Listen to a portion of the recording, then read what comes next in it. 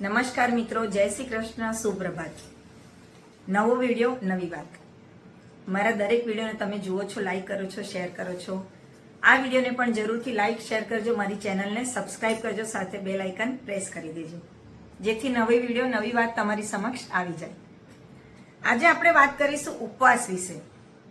ઉપવાસ મોટા ભાગના લોકો કરતા હોય છે, પણ કેમ, શા માટે, એનું મહત્વ શું છે? ઉપવાસ એક હિન્દુ ધર્મનો મહત્વનો ભાગ છે, જે શારીરિક, માનસિક અને આધ્યાત્મિક શુદ્ધિ માટે કરવામાં આવે છે. ઉપવાસ શું છે? શરીર અને મનને શુદ્ધ કરવા માટે ચોક્કસ સમયગાળા માટે આહાર, પાણી અથવા ચોક્કસ પ્રકારના ભોજનનો ત્યાગ કરવો. હિન્દુ ધર્મમાં ઉપવાસને વ્રત સાથે જોડવામાં આવ્યું છે, જેથી ઉપવાસ દરમિયાન ભગવાનની પૂજા, સ્તોત્ર, પાઠ અને દાન જેવા ધાર્મિક કાર્યો કરવામાં આવે છે. વ્રત શબ્દનો અર્થ થાય છે દ્રઢ સંકલ્પ અથવા નિયમ. ઉપવાસનો મુખ્ય હેતુ ભૂખ્યા રહેવાનો નથી, પરંતુ ઇન્દ્રિયોને વશ કરીને મનને એકાગ્ર કરી ઈશ્વર ભક્તિમાં લીન થવાનો છે. ધાર્મિક મહત્વ કે ઉપવાસ શા માટે કરવામાં આવે? ઉપવાસનું ધાર્મિક મહત્વ અનેક ગણું છે અને તે હિન્દુ ધર્મગ્રંથોમાં વિસ્તારથી વર્ણવવામાં આવ્યું છે. હવે જે મુદ્દાઓની વાત કરીશ એના થકી આપણને ખ્યાલ આવશે કે ઉપવાસ કેમ. પાપોનો નાશ અને શરીરની શુદ્ધિ, દેહ અને મનની શુદ્ધિ માટે. તો પુરાણો અનુસાર ઉપવાસ કરવાથી વ્યક્તિના જાણીતા, અજાણતા થયેલા પાપોનો નાશ થાય છે. ખાસ કરીને એકાદશીના ઉપવાસને મહાપાપોનો નાશ કરવા માનવામાં આવ્યું છે. શારીરિક રીતે ઉપવાસ શરીરને ડિટોક્સ એટલે ક્લીન કરે છે, પાચન તંત્રને આરામ આપે છે, શરીરની રોગ પ્રતિકારક શક્તિ વધારે છે. બીજું કે મનની શાંતિ અને ઈશ્વર ભક્તિમાં વૃદ્ધિ. જ્યારે વ્યક્તિ ઉપવાસ કરે છે ત્યારે એનું મન વિક્ષિપ્ત થતું નથી. સામાન્ય દિવસોમાં મન વિવિધ વાનગીઓ અને વ્યંજનોમાં રમાણ રહે છે, પરંતુ ઉપવાસ દરમિયાન તે સ્વાભાવિક રીતે ઈશ્વર ભક્તિ તરફ વળે અને ઉપવાસને કારણે વ્યક્તિની એકાગ્રતા વધે છે. તે મંત્રોચ્ચાર કે ધ્યાનમાં ઊંડે ઉતરી શકે છે.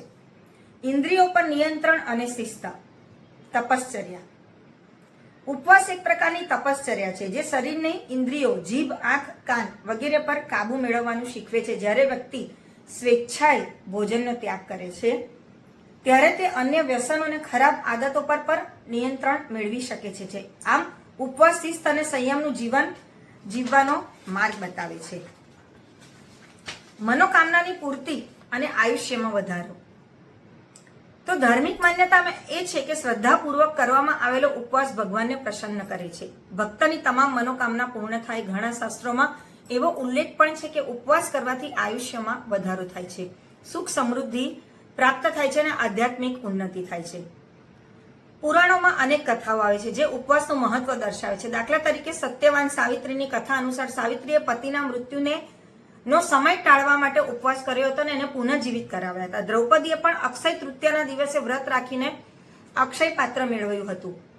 મુખ્ય ઉપવાસો અને એનું મહત્વ શું છે? તો હિન્દુ ધર્મમાં વિવિધ પ્રકારના ઉપવાસો છે, જે અલગ અલગ દેવી દેવતાઓ માટે અલગ અલગ હેતુ માટે કરવામાં આવે છે. ઉપવાસનું મહત્વ એના થકી જ આપણને ખબર પડે છે. એકાદશી, તો કે દર મહિને 2 વાર આવતી શુક્લ અને કૃષ્ણ પક્ષની 11મી તિથિ એટલે એકાદશી, જે ભગવાન વિષ્ણુને સમર્પિત, સમસ્ત પાપોનો નાશ કરનારી, મોક્ષની પ્રાપ્તિ અપાવનારી, સુખ સમૃદ્ધિ આપનારી, જે સૌથી મહત્વપૂર્ણ ઉપવાસ ગણવામાં આવે છે એકાદશી, 11.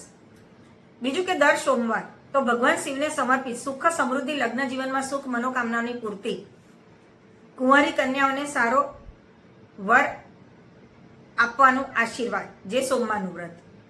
બીજું મંગળવાર, દર મંગળવાર ભગવાન શ્રી ગણેશ અને હનુમાનજીને સમર્પિત, મંગળ દોષ શાંતિ માટે, કાર્યમાં સિદ્ધિ, બળ અને બુદ્ધિનો વિકાસ માટે મંગળવાર કરાય.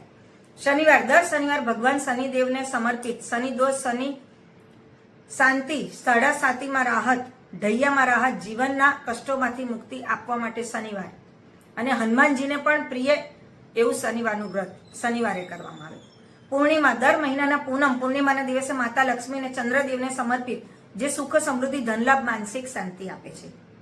અમાસ, દર મહિનાની અમાસના દિવસે પિતૃઓ, પૂર્વજોને સમર્પિત, પિતૃ ઋણમાંથી મુક્તિ, પિતૃઓને આશીર્વાદ, વંશમાં વૃદ્ધિ અને એમના થકી મળતી શાંતિ, સુખ સમૃદ્ધિ, જેના માટે અમાસનું વ્રત કરવામાં આવે. ગણેશ ચતુર્થી, દર મહિને ગણેશ ચતુર્થી એટલા માટે કે શુક્લ પક્ષ ભગવાન ગણેશજીને સમર્પિત વિઘ્નનો નાશ કરીને કાર્યમાં સફળતા અને સુખ સમૃદ્ધિ આપે છે.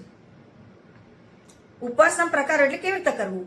હિન્દુ ધર્મમાં શ્રદ્ધા અને શક્તિ અનુસાર વિવિધ પ્રકારના ઉપવાસો કરી શકાય છે.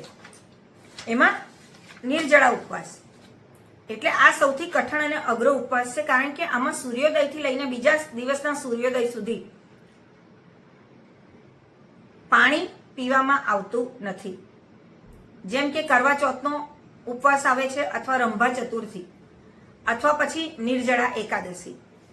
પછી બીજો પ્રકાર આવે છે ફળાહાર ઉપવાસ, જે દિવસમાં 1 કે 2 વાર ફળ, દૂધ, મખાના, સાબુદાણા, સિંગોડાનો લોટ, કંદમૂળ વગેરે જેવા ફળાહારી પદાર્થો લઈ શકાય. અનાજ અને દાળ એમાં વર્જિત છે. દાખલા તરીકે એકાદશી, શ્રાવણીય સોમવાર વગેરે. હવે એક સમયનો ઉપવાસ, તો આમાં દિવસમાં માત્ર એક જ વાર ભોજન લેવામાં આવે. સામાન્ય રીતે બપોરના સમયે ભોજન લેવામાં આવે, જેમ કે પૂનમ અને સંકટ ચોથ.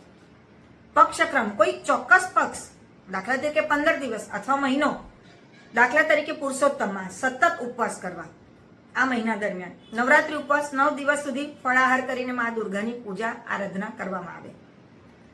ઉપવાસની સાચી વિધિ ભૂખ્યા રહેવાની છે એવું નથી માત્ર, પરંતુ એમાં અમુક બાબતોનું પણ આપણે ધ્યાન રાખવું જોઈએ. જેમ કે ઈશ્વરને પ્રણામ કરી હાથમાં પાણી, અક્ષત, ફૂલ લઈને હું આજે દેવી દેવતા તમે જે માનતા હોય, જેમના માટે ઉપવાસ કરતા હોય, એમનું નામ લઈને શુભ ઉપવાસ કરી એમ સંકલ્પ કરવો. સવારે સ્નાન કરી સ્વચ્છ વસ્ત્ર પહેરી ઉપવાસ દરમિયાન સ્વચ્છતાનું ખાસ ધ્યાન રાખવું. જે તે સંબંધિત દેવી દેવતાઓની પૂજા, મંત્રોચ્ચાર, સ્તોત્ર પાઠ, આરતી કરવી. ઉપવાસનું પુણ્ય વધારવા માટે ગરીબો, જરૂરિયાતમંદો, બ્રાહ્મણો, પશુ પક્ષીઓને દાન કરવું, ચણ ખવડાવવું, અન્ન, વસ્ત્ર, ધન, ફળ, પાણી વગેરેનું દાન કરવું. સત્સંગ કરવો, ધાર્મિક ગ્રંથો વાંચવા, ઈશ્વરનું સ્મરણ કરવું, કોઈની નિંદા ન કરવી, બને તો ઝઘડો ન કરવો. બીજે દિવસે પારણું એટલે ઉપવાસ તોડવો એ પણ જરૂરી છે. કેવી રીતે? કે મોટાભાગના ઉપવાસોમાં ચંદ્રોદય કે બીજા દિવસના સૂર્યોદય બાદ પ્રસાદ લઈને ઉપવાસ તોડવામાં આવે છે. બીમારી, ગર્ભાવસ્થા દરમિયાન, સ્તનપાન દરમિયાન, અતિ વૃદ્ધાવસ્થા અને ખૂબ નાની ઉંમરના લોકોએ ઉપવાસ ટાળવો જોઈએ, અથવા ડોક્ટર કે ગુરુની સલાહ પ્રમાણે કરવું જોઈએ. ઉપવાસ દરમિયાન ક્રોધ, લોભ, મોહ, મત્સર, અસત્ય, હિંસાથી દૂર રહેવું જોઈએ. હવે છેલ્લે એના સારાંશ રીતે વાત કરીએ તો ઉપવાસનો અર્થ શું? કે ભાઈ સ્વૈચ્છિક રીતે ભોજન, પાણી અથવા ચોક્કસ પદાર્થનો ત્યાગ. મુખ્ય હેતુ શારીરિક, માનસિક, આધ્યાત્મિક શુદ્ધિ, ઈશ્વર ભક્તિ, ઇન્દ્રિયો પર નિયંત્રણ, પાપોનો નાશ, મનોકામના પૂર્તિ, સુખ સમૃદ્ધિ, આયુષ્યમાં વધારો, શિસ્ત અનુસરવી. એકાદશી, સોમવાર, મંગળવાર, શનિવાર, પૂનમ, અમાસ, ગણેશ ચતુર્થી. ઉપવાસના પ્રકાર નિર્જળા, ફળાહાર, એક સમય, પક્ષક, નવરાત્રી. મુખ્ય વિધિ સંકલ્પ, સ્વચ્છતા, પૂજા, દાન, સત્સંગ, પારણું. ઉપવાસ એ હિન્દુ ધર્મનું અભિન્ન અંગ છે, જે માત્ર ધાર્મિક વિધિ નથી, પરંતુ જીવન જીવવાની એક કળા છે. શ્રદ્ધા, સંકલ્પ અને નિયમપૂર્વક કરવામાં આવેલો ઉપવાસ મનુષ્યને શારીરિક રોગો, માનસિક તણાવ અને આધ્યાત્મિક અજ્ઞાનતામાંથી મુક્ત કરે છે, જે શરીરને શુદ્ધ, મનને શાંત અને આત્માને ઉન્નત બનાવે છે. આપણને શીખવે છે કે સંયમ કેળવી, ત્યાગ રાખી ઈશ્વર પ્રાર્થના કરવામાં આવે તો ખરેખર જીવનમાં વાસ્તવિક આનંદ અને શાંતિ પ્રાપ્ત કરી શકાય છે. તો મિત્રો, મેં તમને આજે ઉપવાસનું મહત્તા ધરાવતો વિડીયો સંભળાવ્યો. હું ચોક્કસ આશા રાખું કે મારા વિડીયોને તમે જરૂરથી લાઈક કરશો અને શેર કરશો. નવા વિડીયો સાથે ફરી મળીશું. જય શ્રી